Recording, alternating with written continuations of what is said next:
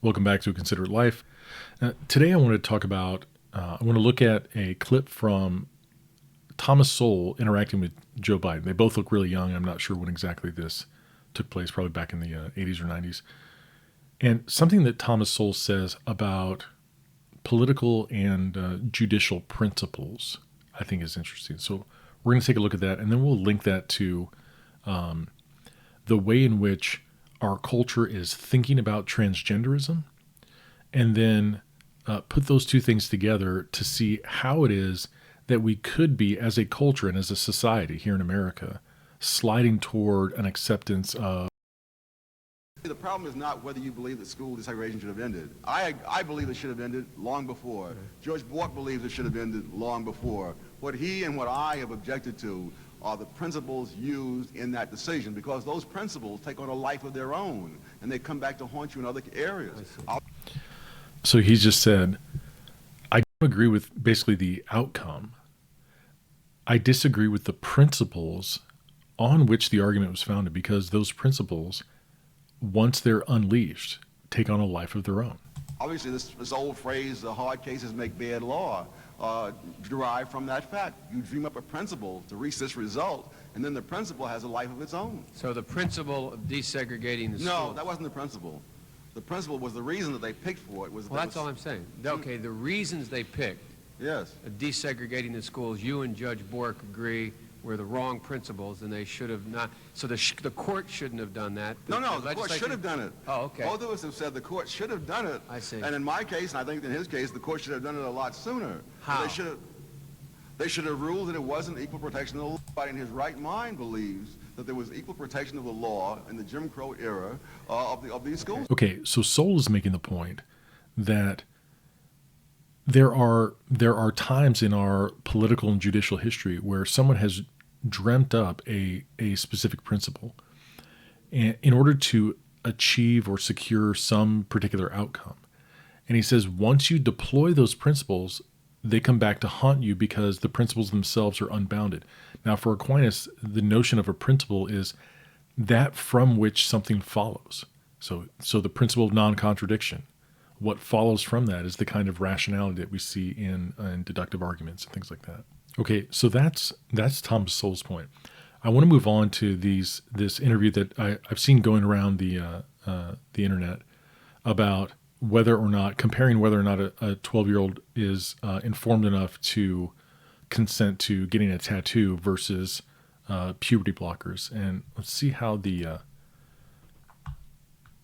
interviewees react. Do you think a 12-year-old should be able to get a tattoo? I'm going to say no. Probably not. No. It's probably too young to make decisions. It's a pretty permanent decision. They can't make the decision for themselves yet. Something permanent on their body. Do you think a 12-year-old should be able to consent to puberty blockers? Yes. Yes. And I understand how that sounds really hypocritical. Yes. Okay, so we're going to come back to this point, but she says immediately and obviously, no, a 12-year-old should not be able to get a tattoo. But yes, they should be able to consent to puberty blockers. And then she sees that there's a tension there, that there's a contradiction that she calls it being hypocritical. Yes, it's a permanent change on their body, but I think that at that point in their life, they probably know who they are, who they want to be. And you think so at 12 years old? Yes. Do you think a 12-year-old should be able to consent to puberty blockers? Yes, because that's not a permanent decision. That's a life-changing decision. I don't think that any 12-year-old is in a position to make a decision that's going to affect them long term.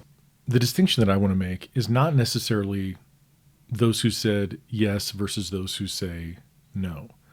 But the point is this, and because the overall thesis is, how does this kind of reasoning slide or move in the direction ultimately of, and I would say this, when you point out, people don't like to have cognitive dissonance. They don't like to be irrational. They don't like to contradict themselves, right? So if you say that children, we're talking about age of consent sort of issues here.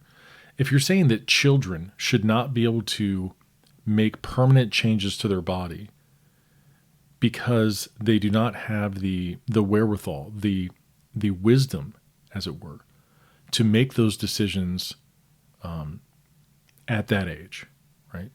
The consistency is children cannot they can't vote, they can't drink, they can't get tattoos, and they can't make lifelong permanent decisions about their gender identity, right?